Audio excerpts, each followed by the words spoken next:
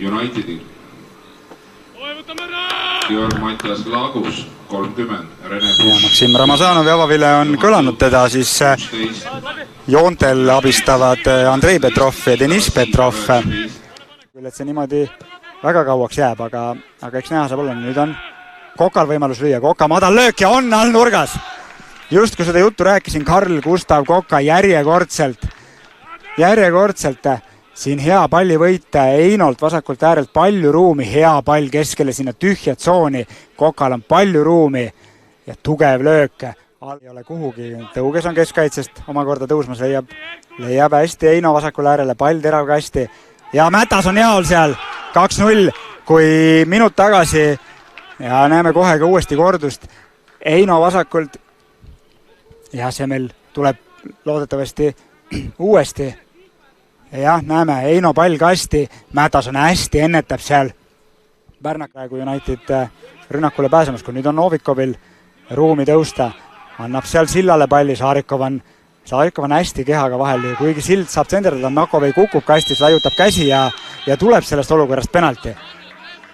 Tuleb penalti ja ka kollane kaart Liidule. Algul oli ühe poolt kätte laiutamise, nüüd on teiselt poolt Liidult.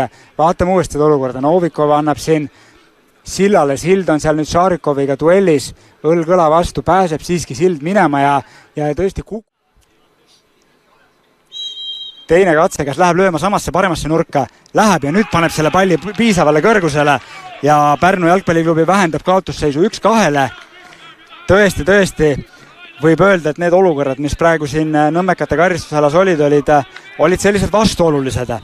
Esiteks see määratud penalti ja teiseks siis ikkagi seda me näeme väga-väga harva, et penalti kordus määratab siin nüüd Novikovi pealt maha ja uuesti Aigra tõusmas. Can Einole. Eino vasakult minemas Mätasele. Mätas ja tuleb Andreas Tiits ja 3-1. Raimond Eino ja Kevin Mätas tegid sellele väravale vasakul äärele eeltöö. Natukene õnnega pooleks põrkab pall Andreas Tiitsule jala peale, aga finiš on realiseerimine nii hea, kindlalt alla nurka. Ja näeme siit Mätaselt sööt.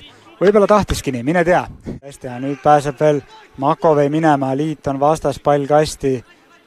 Johan Tõuges jaol ja pall tagasi Unitedi käes. Maksim Ramazanovi lõpuvile kõlab, mis tähistab Nõmme Unitedi 3-1 võitu.